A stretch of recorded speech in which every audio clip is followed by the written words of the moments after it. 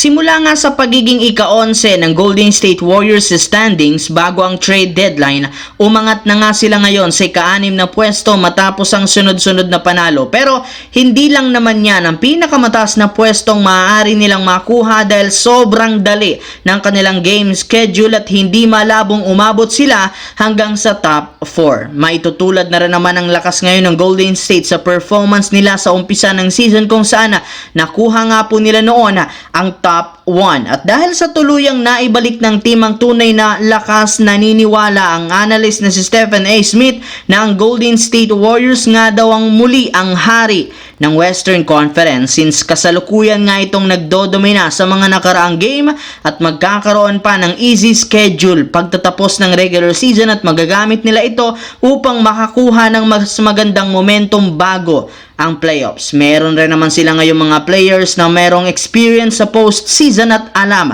papaano manalo sa playoffs, kaya dapat nga daw ngayong katakutin ng Golden State Warriors ayon kay Stephen A. Smith. Samantala, matapos nga po mga idol na magkaroon ng Los Angeles Lakers ng 8-game winning streak kasama na ang pagkapanalo nila sa lahat ng mga laro sa nakalipas na 6-game homestand, dediretso na nga sila bukas sa Boston para kalabanin ng defending champions na Boston Celtics. At bago pa magsimula ay nanunsyo na ng Lakers na nakalista bilang probable sina Luka Doncic at LeBron James at questionable naman si Jackson Hayes.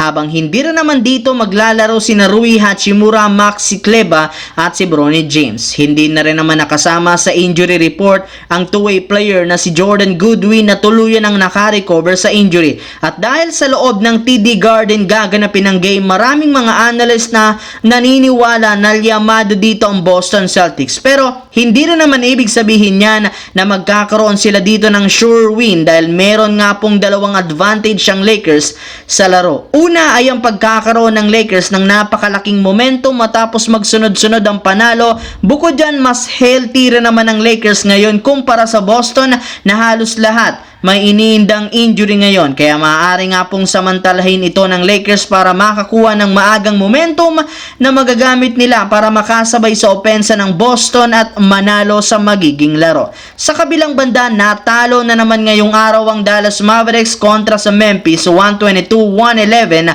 sa kabila ng pag-step up ni Maggie Marshall. Nagtala ng 29 points, 17 rebounds at si Brandon Williams na gumawa ng 31 points off the bench. Sadyang kinapos lamang sila sa dulo at dahil sa pagkatalo umabot na sa 4 games ang lose streak at bumagsak sa 32-32 ang win-loss record bilang top 10. Pero hindi lang naman pagkatalo ang pinoproblema ng team dahil base sa balita, meron na namang isang player ang naging out for the season sa katauhan ni Olivier Maxence Prosper matapos siyang magkaroon ng significant right wrist injury kung saan kakailanganing sumailalim sa isang operasyon. Kaya isang napalaking dagok ito para sa Dallas Mavericks at posibleng maging dahilan ng mga pagkatalo.